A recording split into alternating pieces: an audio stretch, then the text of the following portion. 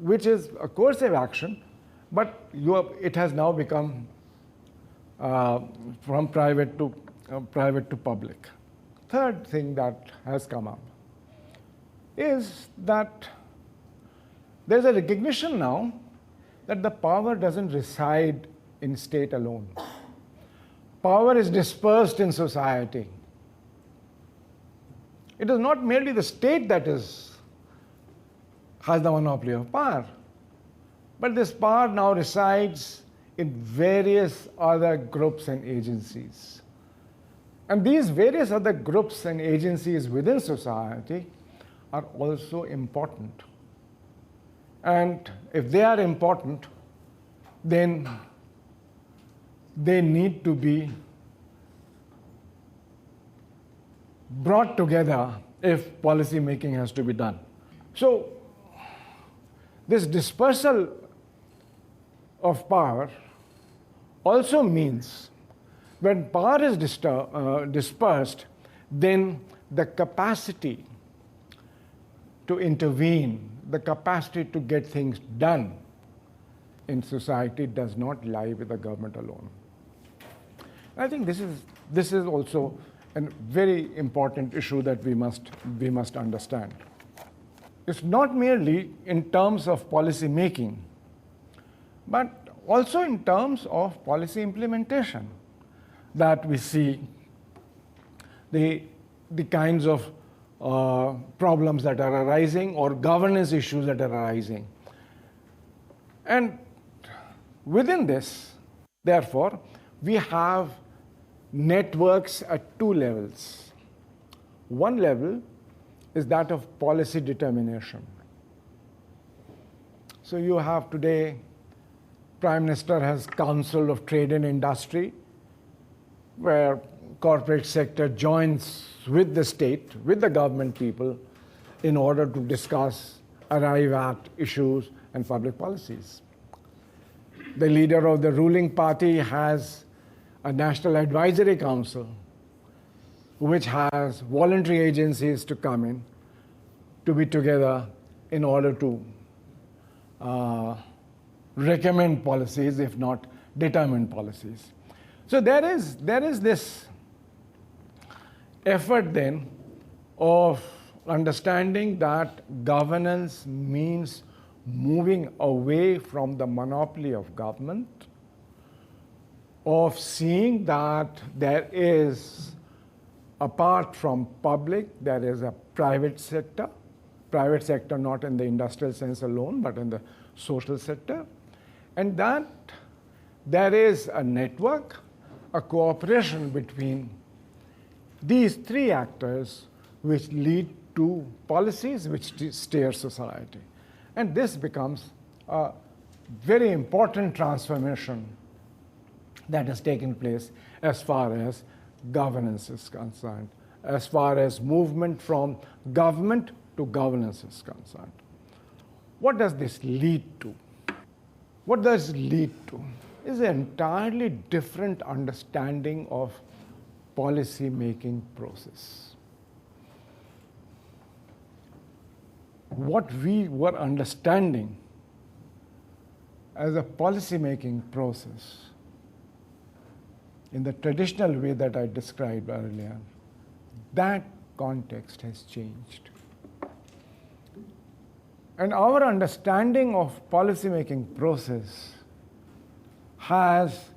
is reflecting the context in which we are in. And as I said, that the context is that of governance. The context is of involvement of all the three actors. The context is where you allow for cooperation between the three actors and dilute the monopoly of the state. The second context is that you're moving away from the conceptualization that policy is purely a technical process. It is technical, but it is not purely technical. It is also a democratic process. That is, in a pluralist society, policy goals and how policy is determined is to a very great extent determined through democratic methods rather than purely imposition of a technocratic or a technical solution. These are determined or brought in through how citizens, how groups in society, what their views are, what their vision is, what they think should be their goal as far as social economic development is concerned. So you have, it is not as if that technocratic or technical point of view has been eliminated.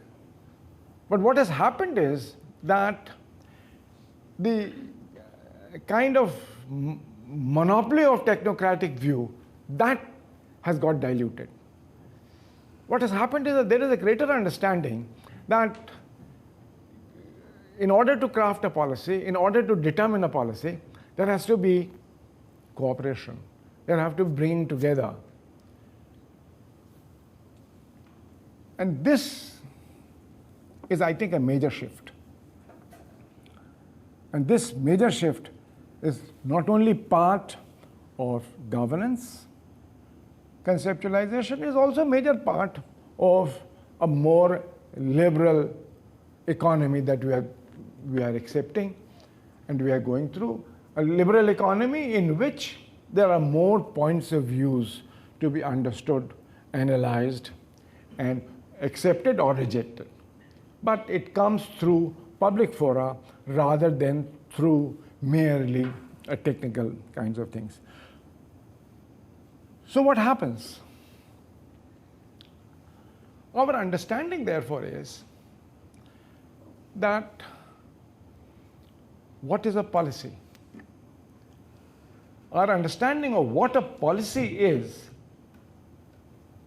has moved from, as I said, technical, to a policy being a choice in values. Choice in values meaning that a policy is when it says that it intends to do this and not that, it is a choice of value.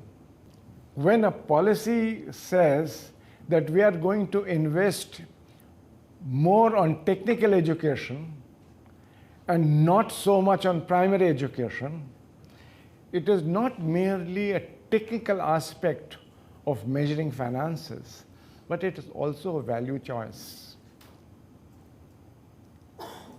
You enumerate your policies and you look at how these policies are making constantly value choices. Do you want food security bill? Or you don't want a food security bill? Do you want a right to employment? Or you do not want a right to employment? Allow the market to play its role. Do you want right to education? Now, these are value choices. They are not merely technocratic. So when you talk of a policy, policy is value-laden. Policy consists of deciding competing visions in society. So when a policy is framed, it chooses a vision. Whether it is the broad vision of planning or a broad vision of neoliberal economy, there is a vision that was chosen. And that vision reflects the values. And whenever we come to these competing visions, then choice becomes an arena of contestation. You contest. Various people, various groups, various individuals, experts, technocrats, then they contest and compete for their own vision to be accepted. So it is not it is, if I might say, policy choice is not a peaceful affair. Peace not in the sense of violence, but it is an arena of contestation. It is an arena of debate. It is an arena where different groups in society and the state compete for making a choice of visions.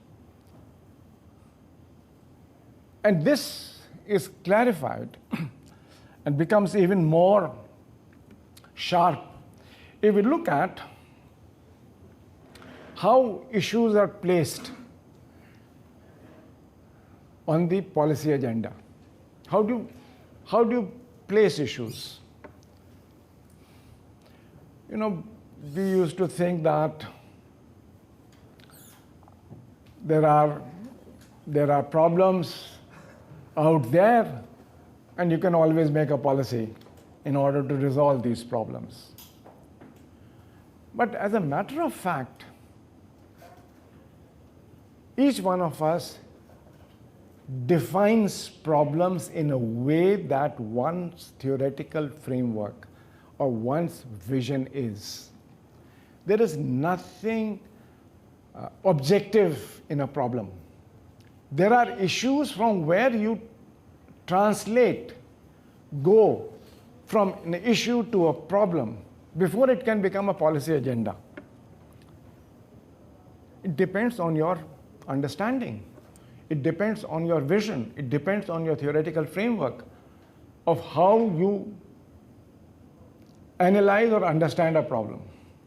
For example, many times on daily roads, you see you're standing at the crossing and there are beggars and people asking for money and people knocking on your window on the car and things like that. Now, for some people, it's an important issue. You want to go, and there you are harassed by somebody sick, somebody lame, somebody disabled. Now, that is a fact. Does that fact become a problem? Do the facts speak for themselves and say that there's a problem? Facts don't speak for themselves. They are there. Yes, there are these beggars, there are these disabled. How do you interpret them? That's important. What is your interpretation? And it is your interpretation that is going to lead to a policy. Your interpretation can be that there is so much poverty in this country, and therefore these people are poor, and something ought to be done to alleviate that poverty. Another interpretation can be, these are all homeless people.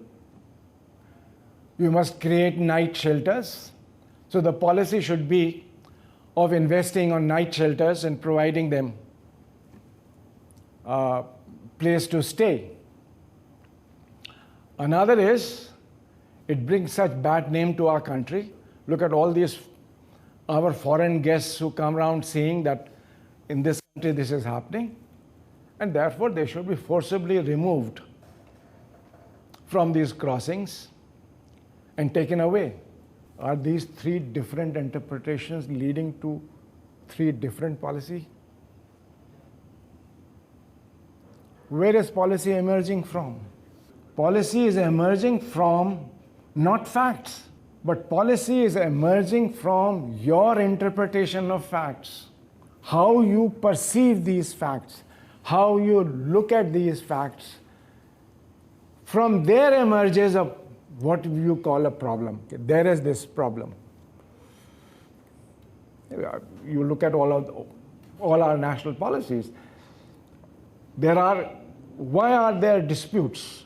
Why is there contestation? Because the way that we are interpreting the same facts, farmer suicides, is different.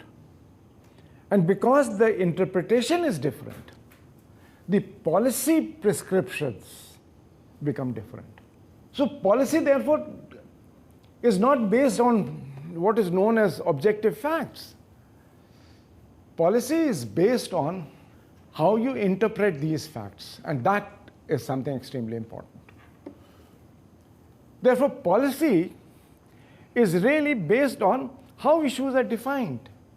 How do you define those issues? And how you define those issues depends on your interpretation, depends on your theoretical framework, depends on your sensitivity, depends on how you look at society, depends on how you want the society to progress further. So, in a very interesting illustration given by one contributor, this whole debate of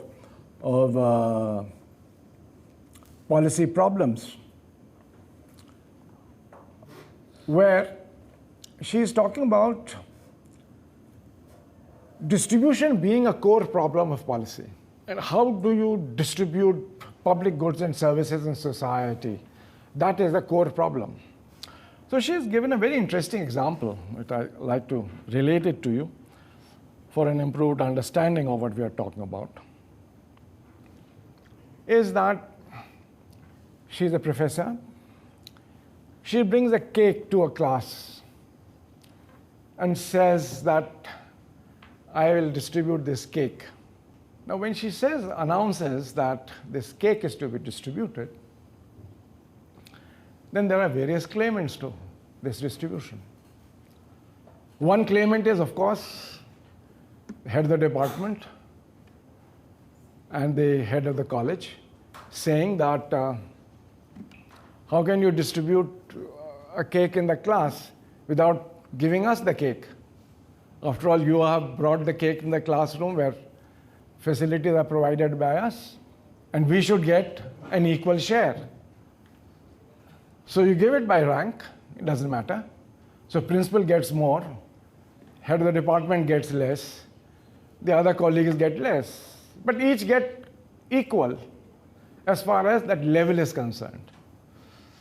So all heads of departments, economic, sustainable development, policy, they get equal share because they are all heads of departments.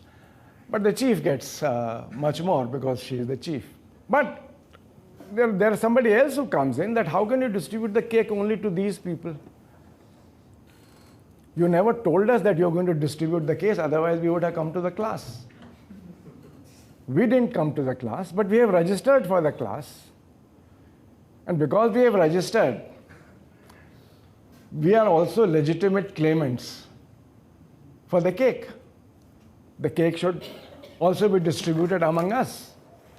And why should it only go to those persons who are attending your class?